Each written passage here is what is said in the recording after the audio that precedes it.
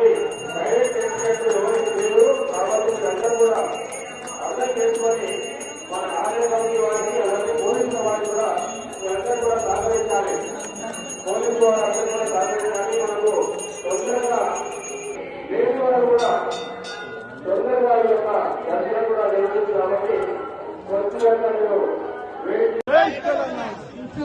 సభ్యులకు తెలంగాణ ప్రజలందరికీ లాల్ దర్వాజా సింహవాహిని మహంకాళి అమ్మవారి బోనాల సందర్భంగా మనస్ఫూర్తిగా శుభాకాంక్షలు తెలియజేస్తా ఉన్నాము. మరి హైదరాబాద్ నగరం ఒకప్పుడు డేంజర్ లో ఉన్నప్పుడు 1908లో ఈ అమ్మవారిని నిలబెట్టుకొని ఈ అమ్మవారే మన మొత్తం సిటీ కూడా కాపాడాలనుకొని ఆనాటి నుంచి అమ్మవారిని నిలబెట్టుకున్నాం. మరి 1908 అంటే దాదాపు 120 సంవత్సరాల నుంచి కూడా మనం అమ్మవారిని కొలుస్తా ఉన్నాం.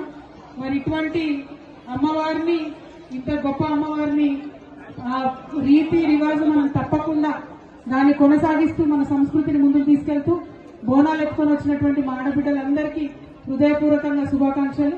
అదేవిధంగా మా ఆడబిడ్డలు బోనాలు ఎత్తడానికి వారికి సహకరిస్తూ ఇంత పెద్ద ఎత్తున ఏర్పాటు చేసిన మా అన్నదమ్ములందరూ కూడా హృదయపూర్వకంగా శుభాకాంక్షలు. మరి సాయంత్రం అయితే మా యువ మిత్రులందరూ కూడా పలారం బండ్లు తీసుకొని పెద్ద ఎత్తున అమ్మవారి యొక్క వైభవాన్ని మరి గల్లీ గల్లీలో చాటుతారు. వారందరూ కూడా శుభాకాంక్షలు తెలియజేసుకుంటూ ఆ అమ్మవారి దయవల్ల తెలంగాణ బాగుండాలి, మంచిగా వర్షాలు పడాలి, పంటలు పండాలని కోరుకుంటూ చైర్మన్ మారుతి యాదవ్ గారికి, వారి కమిటీ సభ్యులందరికీ హృదయపూర్వకంగా ధన్యవాదాలు.